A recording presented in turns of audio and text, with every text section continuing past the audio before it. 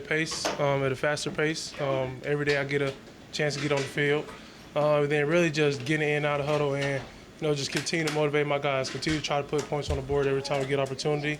Try to get another preseason win. With Cameron off the field the last couple days, has that given you maybe opportunity to look at some other guys a little bit more, like Van and Bryce? And Say the first part again? With Calvin not practicing the last 2 days, does that give you a chance to maybe get some extra looks at some of the other guys? Oh, yeah, for sure. I think it's more reps I get with those guys, Van, Chim, Ellick, then Bryce as well. So I just think all of us, the Red being out right now, just helping us get a deeper relationship, just timing wise on routes that I probably haven't thrown them this whole training camp. So it's been good for us to get to work together. But I'm excited to get Red back out there as well. Cam, in your extensive film study, how much time have you spent looking at first-year quarterbacks who were able to come in and have an impact early, whether it was Jaden last year or CJ the year before? Is that part of kind of the guys you watch, if at all? I didn't really watch them. It's more of watching the defense they play, how they played a rookie quarterback, what type of pressures they did. Because I really don't have enough time to be watching a lot of other quarterbacks. I gotta pick up on defense and stuff. But though Jaden he had a great year last year, so I just watching the defense that played him, how they would try to stop his playmaking ability, and then also him winning from the pocket. And I think it was good for him though. So along those lines, how beneficial is it when Denard is throwing the house at you in terms of different pressures or packages, changing things up post snap for you? It's good because especially the preseason games, I felt prepared. Especially from a protection and a blitz standpoint, I've seen everything since I got here after the draft. And so I gotten better at it every day, learning protection, learning the trump calls to get to. And then also just adjusting my receiver zone, routes that I want them to run. It's your first cutdown day. How are you handling it? And have you talked to Restrepo about how to handle this weekend at all? Really just got to take advantage of every opportunity. That's for myself too. Yeah, Bash. That's for myself, taking every opportunity I get a chance to get on the field. And then everybody's job is not there. I have to work for mine every day. You see quarterbacks in and out of the league. So I think the biggest thing is that no matter who's at cut, they just got to be consistent throughout the whole process. How close would you say you are to getting to the 300 level of this offense, the understanding of everything going on? I think I'm real close. I think I understand everything in the offense. I think it's more of repping every play more, and that's why I'm excited to get into the game planning, because now I'm repping every play that we're going to run the game even more. So I think just when game time come, I'll be dialed into everything: scheme, protection, route adjustments, certain things post snap that I have to look at when I'm reading the defense. So I think game time, I'll be ready to play ball. Speaking of game time, have you gotten to the point where you could sit with Hardegree and Holtz and Callahan and, hey, I want this up this week, I don't want this, etc.? Yeah, it's been like that since day one. Not really out here in practice because we're trying to get reps out, but as soon as we started the first preseason game, they've always took, my input, give me feedback. I always take their input and get feedback from them.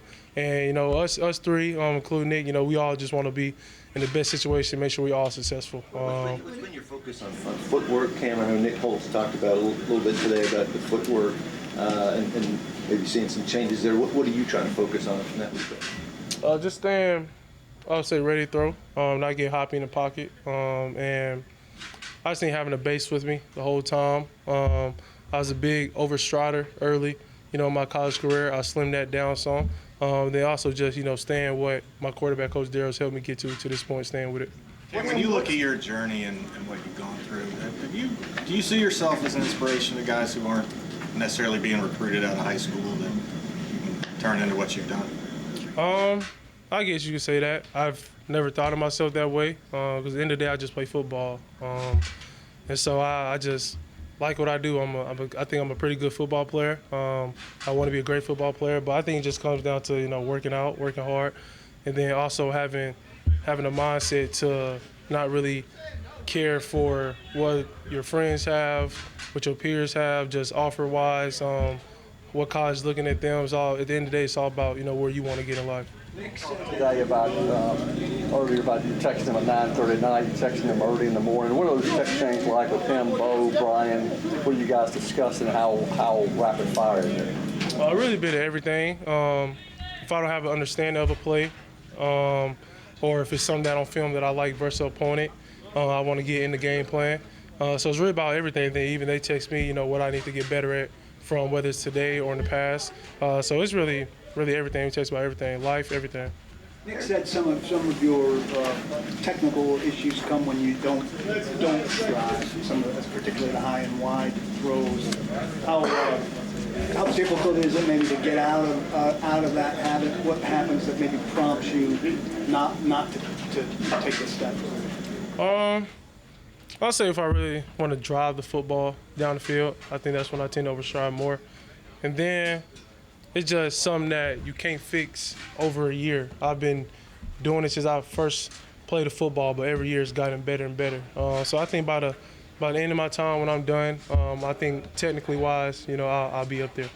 When you come into a situation being a new quarterback, every quarterback throws differently.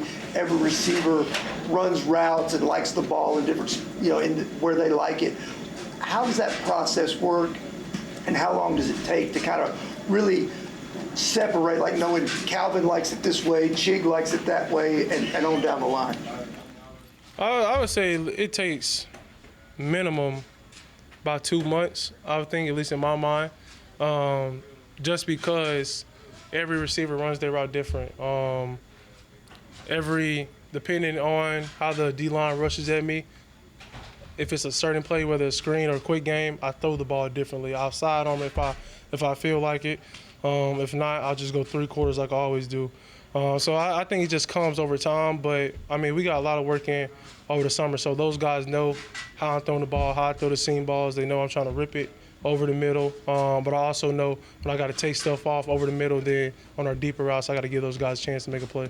Having gone from like 2 or 3 stops in college to having to learn a different set of receivers every couple of years, has that helped in the process here of learning these guys? Yeah, it's helped a lot. And that's why I'm at the point where I want stability now. Like, I want to be able to build with people, coaching staff, teammates. Like, I just want people where it's not just a one and done year. I did that all through college, and I'm really just tired of it. So I think that's the best thing about, a lot of teams in the league, the good teams in the league, they have stability just throughout the program, whether it's not players or coaches, but the core is stable.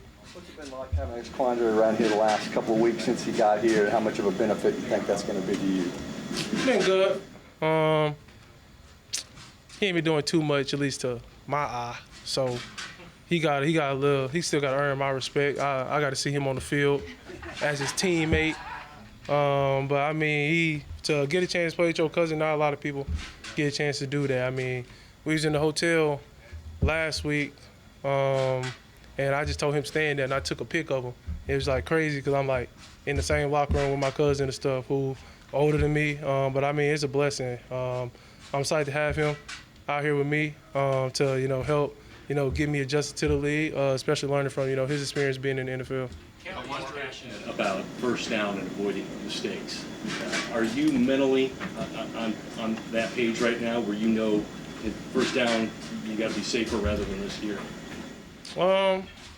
Mentally, yeah, I am better at that, but I throw the ball. So if I see somebody open, whether it's deep, intermediate, I'm throwing it. Coach Callahan knows it, but I think the biggest thing with Coach, he's getting me better at, playing more situational football. I've gotten better at throughout training camp, throughout practice, even here today. But he knows my mindset. He knows I'm a gunslinger. If I get the opportunity, I'm taking a shot. But I would say they really get me better at playing situational football. How important is it to you, Cam? In 2 preseason games, the snaps you've had, you've led 1 scoring drive. For this final one, how important is it to you to have a rhythm and a consistency with the offense and put the ball in the end zone? I think it's real important in terms of us just playing at a high level and making drives count, whether it's with 6 or 3 points. And then just also getting guys excited to play football, having excitement on the sideline, getting the guys their touches on the field, then at the end of the day, it's playing together. I think a lot of points can come from teams playing together, not playing selfish football. And I'm just glad that we have one of those teams who play together. Did you learn anything from the scuffle, I guess, with Jeffrey the other day? Anything come out of that in terms of things you can gain? Did I learn anything from it? Jeff strong as I would say. It was fun at the same time, and I think it was what we needed though.